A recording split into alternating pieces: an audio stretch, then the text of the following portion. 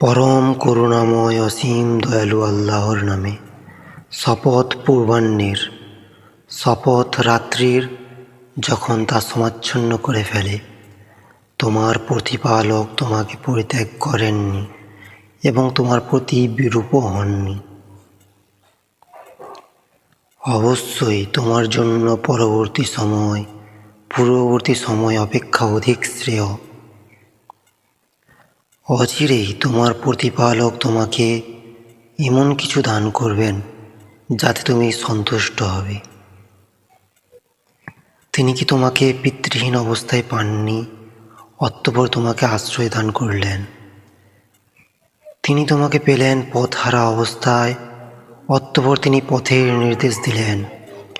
তিনি তোমাকে পেলেন নিঃস্ব অবস্থায়, অতঃপর অভাবমুক্ত করলেন। অতএব তুমি পিতৃহীনের প্রতি কঠোর হইও না এবং ভিক্ষুককে ধমক দিও না, আর তুমি তোমার প্রতিপালকের অনুগ্রহের কথা ব্যক্ত করো।